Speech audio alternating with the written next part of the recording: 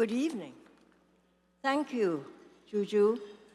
And I'm sorry to interrupt your dinner, but I think there are some important businesses ahead. First of all, let me say, it is a privilege for me to introduce Ambassador John Huntsman, Jr., a statesman whose career exemplifies the power of diplomacy and cultural understanding.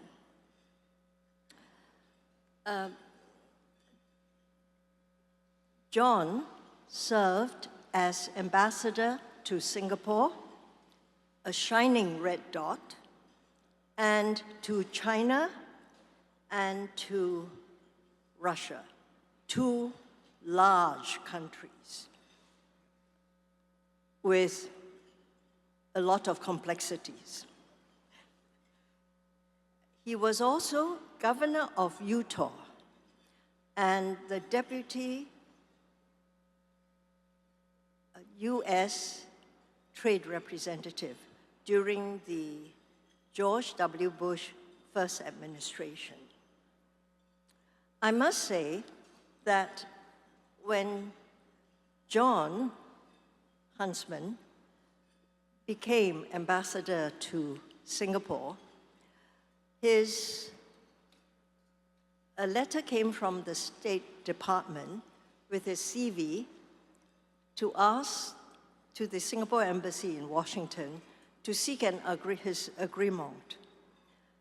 The then ambassador of Singapore to the United States, S.R. Nathan, who became the president of Singapore, President Nathan, looked at the CV and called up the State Department. He said, "I think there's a typing error in the CV. It says John Huntsman Jr.'s age is 32. State Department replied with a very solemn tone, "There is no error. That is his age." Well, John came to Singapore and he has a record of being the youngest person ever from a foreign country to serve as ambassador in Singapore. Congratulations, John. That's a first.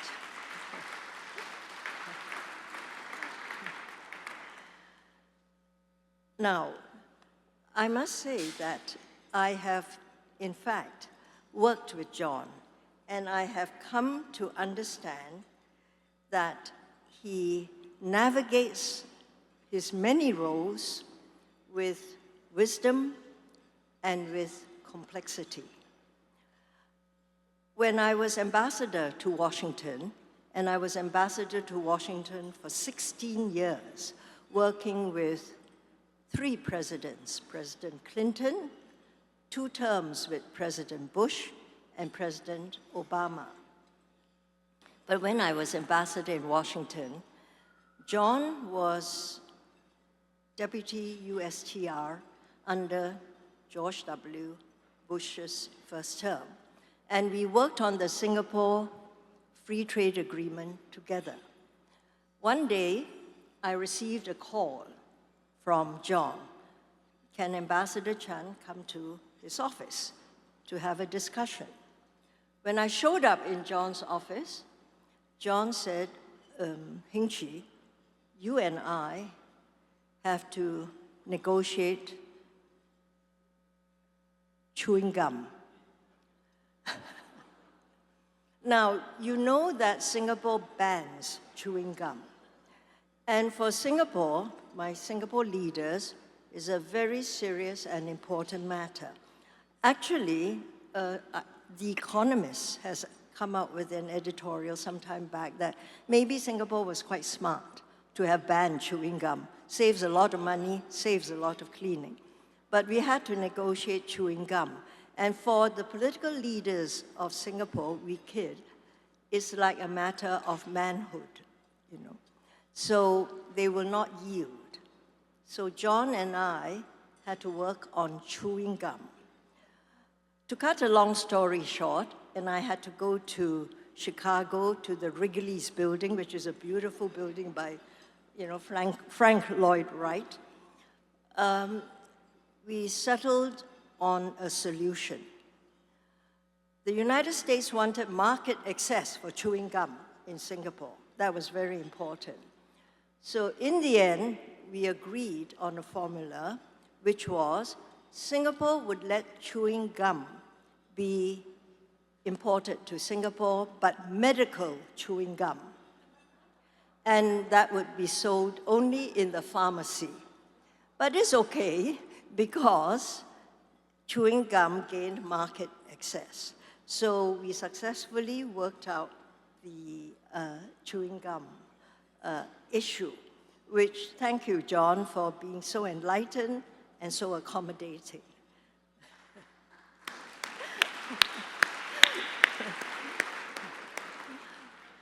Actually, I think it was a template that the United States wanted because the United States did not want it on the record that there would be an exception for any product or any goods that could be exported. So it's not that Singapore is such a big market for chewing gum that the US could have sold to. But I think the idea was the principle of market access. So I think John worked on that very well. You know, John, I think in fact, in playing out all your roles, in negotiating and navigating the complexities in the work you do, you have shown wisdom and integrity. And your fluency in Mandarin is something which is unparalleled. In fact, when you came to Singapore as ambassador, you slayed the Chinese educator community.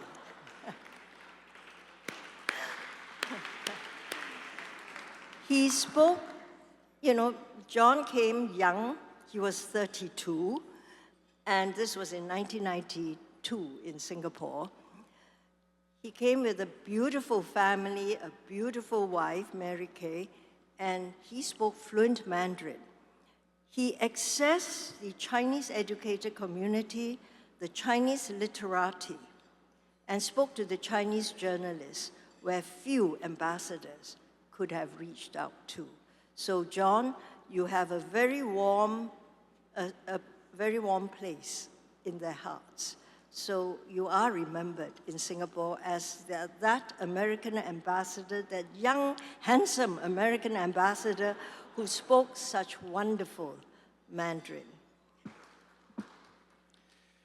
Oh, ladies and gentlemen, friends, I don't even know where to begin. I was just beginning to really enjoy that video, and then you cut it short. I don't know why. It is such an extraordinary honor to be here with you tonight. Why? Because I've tracked the Asia Society for decades, serving on the board when Nick Platt was president. Some of you will remember that. But more important to me, I look at every table in this room and I see people who I've known for decades. And I know how you've influenced my life. As a young kid from the American West who was sent as a humanitarian missionary to Taiwan in the late 70s, to live off the streets, learn the language, learn the culture to survive. But riding my bike in front of the old American embassy, now those of you who are here remember what happened between the United States and Taiwan and China in 1979, the fulfillment of the Shanghai Communique. Wondering, this young man from Utah, how come nobody liked me in Taiwan? How come they were cursing at me and calling me names? Well, I left that experience dedicating and promising myself that I would spend the rest of my life doing a deep dive in the very mechanics, the heartbeat of U.S.-Asian relations.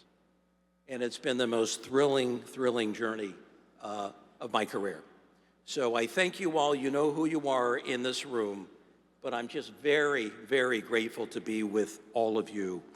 I'm grateful to be with Mary Kay, my partner of 40 plus years, who has journeyed the world with me.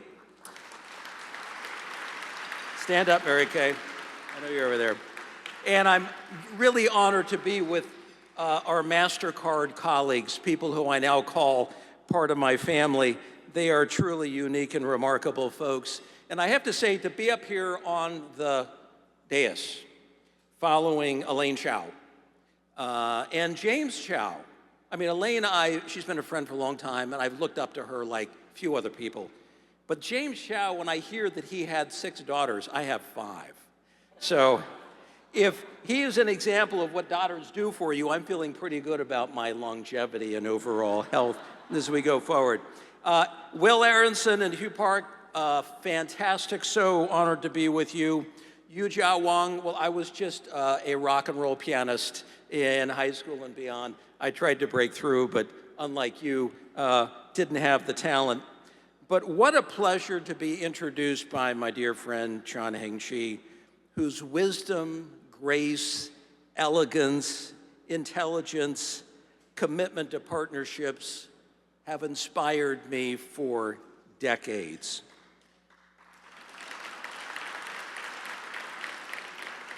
When I served as U.S. Ambassador to Singapore, and yes, 32 years of age, and I'll never forget my first meeting with Lee Kuan Yew when I went to the Astana, and I had my talking points all prepared by the State Department, and I was an earnest young diplomat going to deliver my message.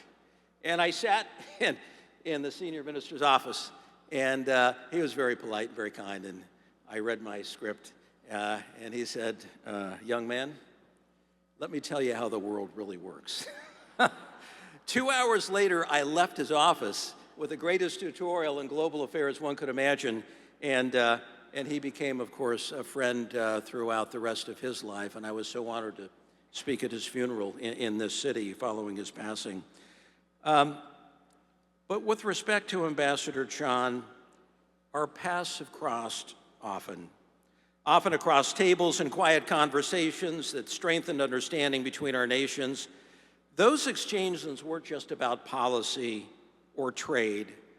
They were always about people, about how two nations, both driven, both determined, could learn from one another.